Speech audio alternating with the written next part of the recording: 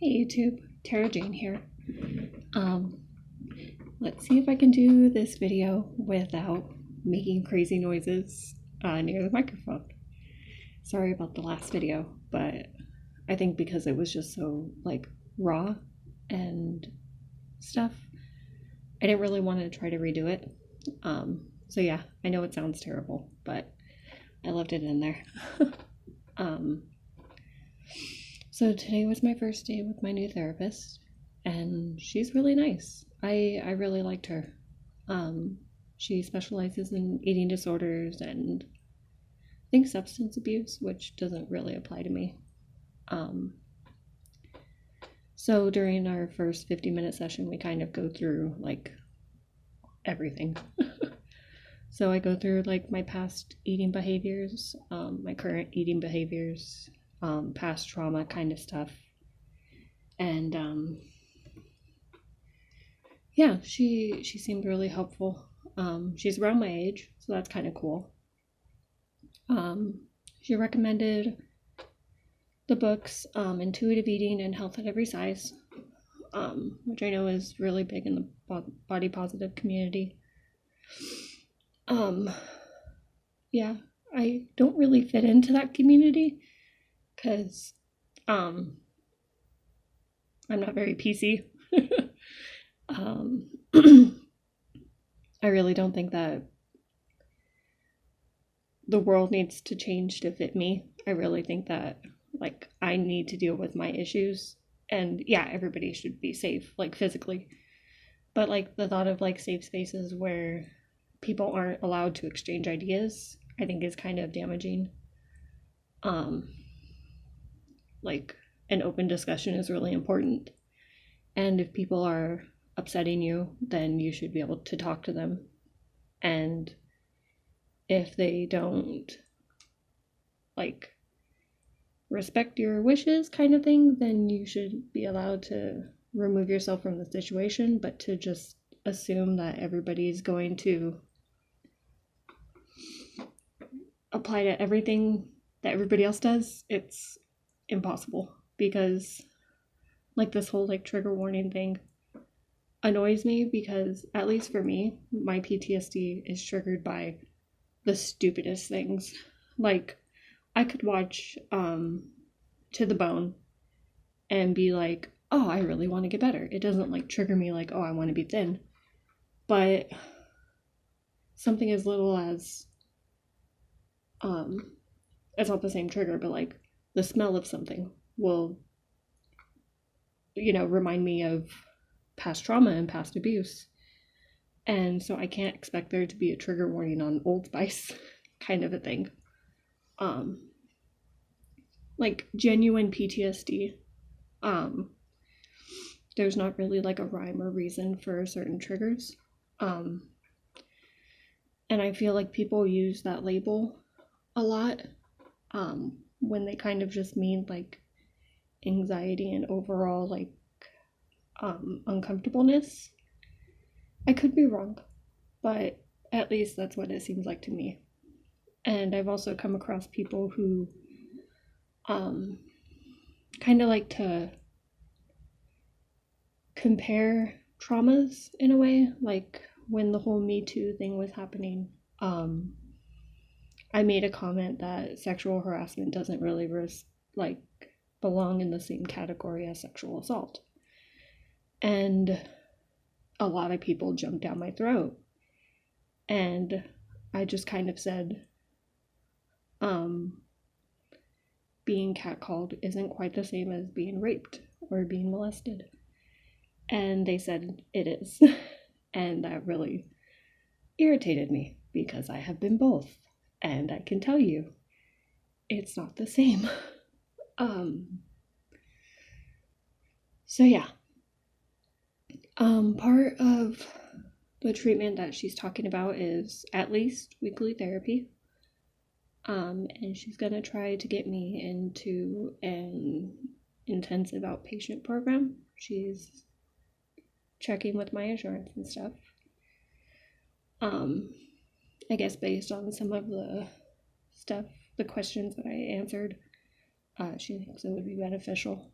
The fact that I'm still restricting food, not the types of food, but just I'm not eating when I should be, and that's leading me to binge. And the fact that I still take diet pills that I have convinced myself are okay because they're Garcinia cambogia and green tea and green coffee and stuff, but technically they are still diet pills. And colon cleansers, which are technically laxatives. I've kind of like played this mind game with myself that it's allowed because it doesn't say laxative on it or it doesn't say diet pill on it, that it is different somehow. So like I've still made progress in the last 2 years. Like I'm not throwing up anymore. I'm not cutting, but I'm not where I should be. And something we discussed was everything is manageable at the moment. But I kind of don't want to live in a world where it's just manageable. I want to thrive instead of survive type of thing. And I'm getting to a point in my life where I'm ready to move on. And I know it's going to be difficult, but it has to be done. Because I've met a person in my life that I want to have a future with. And I want to be around for that future.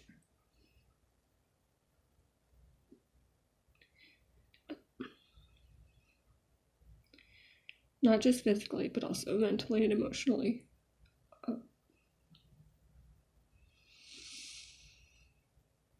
And if we do have kids, I want to be better.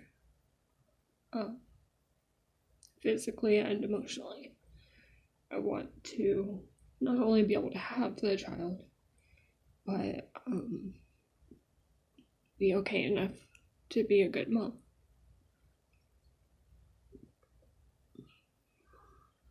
So worried my roommates can hear me. So yeah, that's kind of where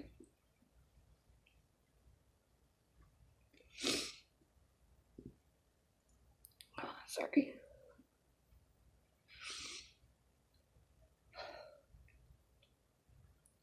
She also wants me to find a new doctor because the last one didn't really seem to do that great of a job of like looking stuff up. And if I go to a doctor who kind of understands eating disorders, they might be able to give me like different tests to make sure everything is okay. Just off my research that I've done, I think my vocal cords have been damaged because my voice is a lot deeper than it was when I was in high school.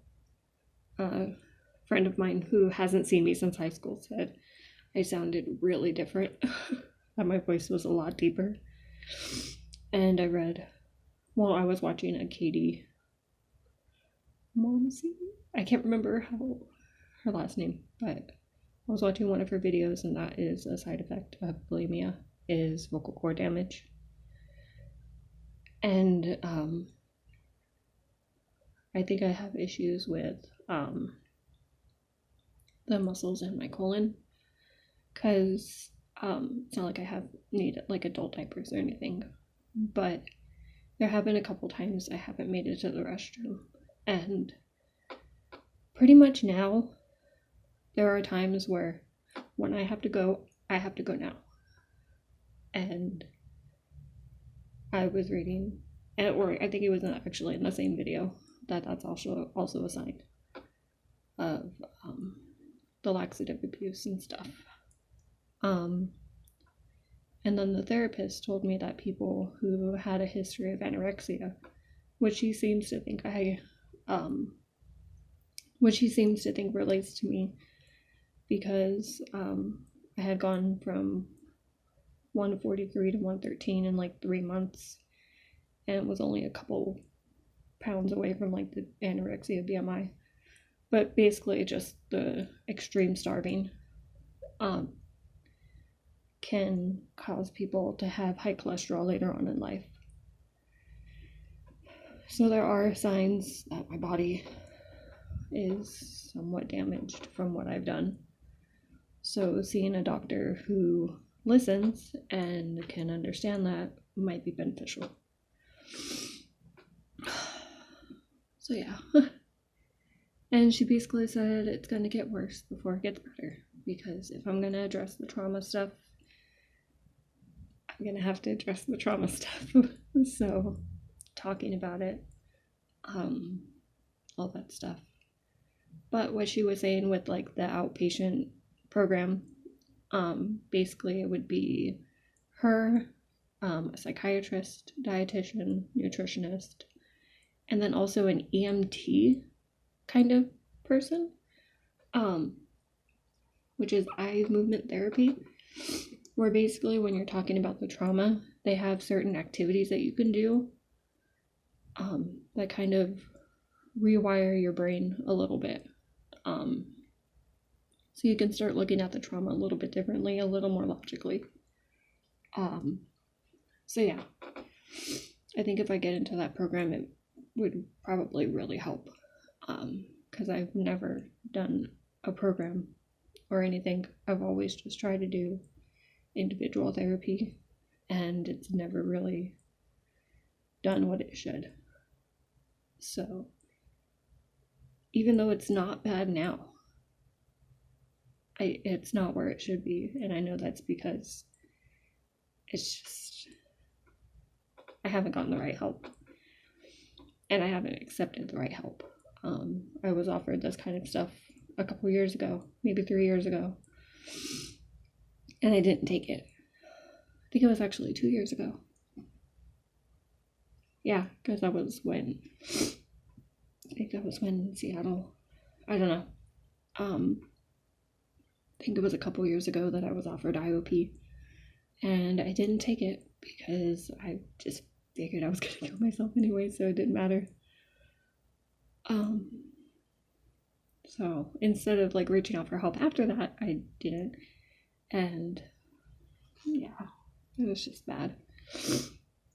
So maybe if I finally get the help that I should have gotten a long time ago, I finally will be completely healed, rather than this half-ass purgatory that I'm in, where it's like you're not really better, but you're not really sick. You're kind of like in the middle.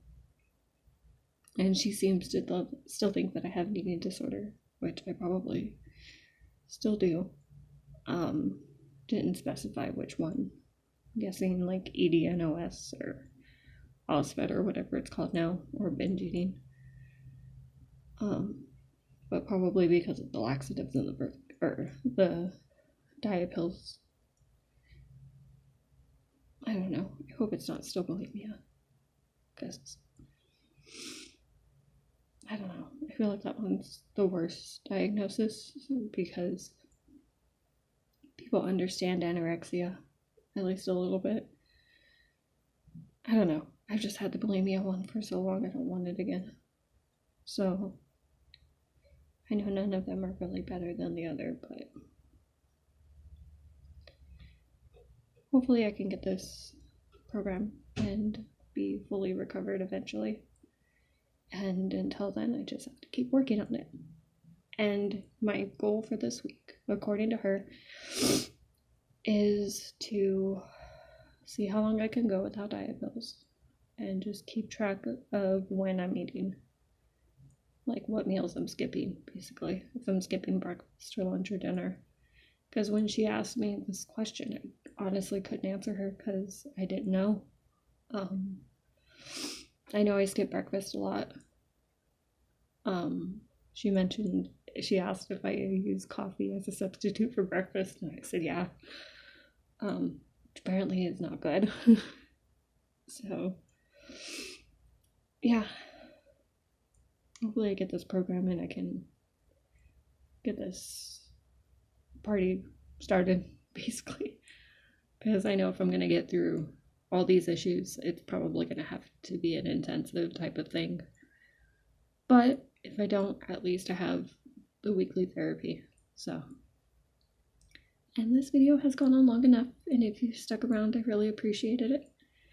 So yeah, we'll try to link all of my stuff in the description. I have an Instagram and a website and a Patreon now, which I don't think anybody's gonna donate to, but it would be nice to be able to eventually make a living sharing my story, sharing awareness, and helping people not feel so alone. Yeah, I wouldn't ever claim that I'm giving like medical advice or anything like that. I'm just a person who's struggling and sharing her experience and hoping it helps inspire other people. That's all I really can do at this point. Yeah, if you're interested in that, all of those things you can basically find me at XO So, yeah, and just in case I forget to put it in the description. So, if you watch this, thank you so much. I love you, and take care of yourself. Okay, bye.